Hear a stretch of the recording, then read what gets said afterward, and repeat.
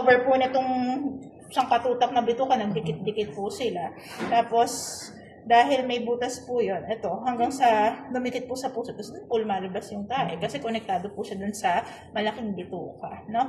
Pero ito po, kaya po namin ito tinanggal. Ito po, maliit na bituka po ito. Sobrang nagdikit po sila. So, tingin po namin, ito po talaga yung parang nag-cover or sumara dun sa unang pumutok. And then, ito po yung, pati po dun sa malaking, ito po kasi left side ng kaliwang bahagi ng bituka po, papunta ng puwet. Pero yung kanang bahagi din po ng bituka, na malaking bituka, dumikit din po. Ito naman po yun. Ito, yan. Ito po, yan. So, pinutol din po namin siya.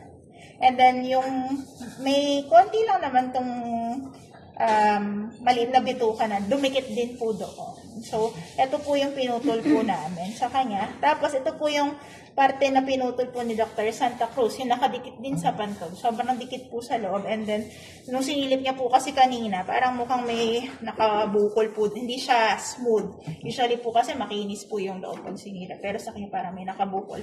Kaya sabi namin, isasama na rin po. So, binuksan yung pantog, di ba? Tapos tinahipo ni Dr. Santa Cruz. And then, ito po yung papunta ng puwet.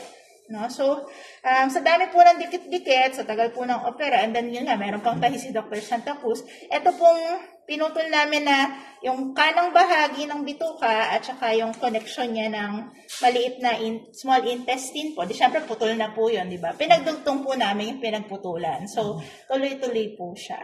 And then, ito pong sa left side po, yung sa sigmoid na tinatawag na malaking bituka, ito po yung papunta sa puwet. So, hindi na po namin yun yung pinagdugtong. Kasi sobrang haba ng opera, sobrang daming blood loss. Kasi nga, meron pang, basta masalimukan po talaga.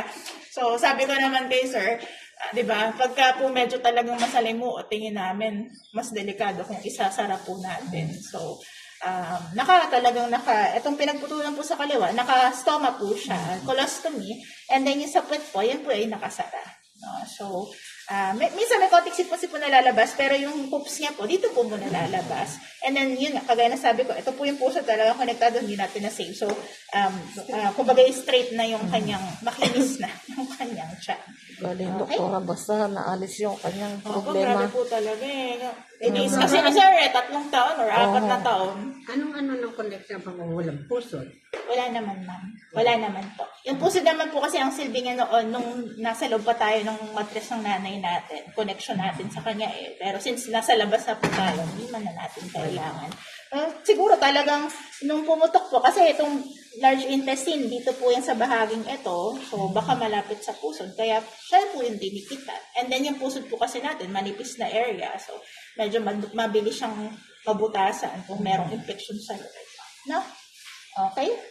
Sige Nasa po. recovery room na po siya. Nandun pa lang po sa operating room kasi syempre sa tagal po ng opera, medyo matagal din po magising sa anesthesia. Pero all throughout, may konting bumababa ng BP pero nahahabol naman po ng tawag dito, ni Dr. Pajares, nagsali na rin po kami ng dugo kasi syempre buti ng pahanda tayo dahil sobrang dikit, madugo po talaga.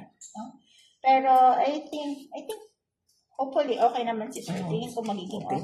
Ito lang po yung ginamit namin na stapler, ma'am. Nakalima po ako eh. So, buti na rin lang din na nag-prepare po ako kasi kung lahat po itong tinutulan ay tatahin, mas tatagalan po tayo sa opera. Baka umaga na. Okay? Doktor.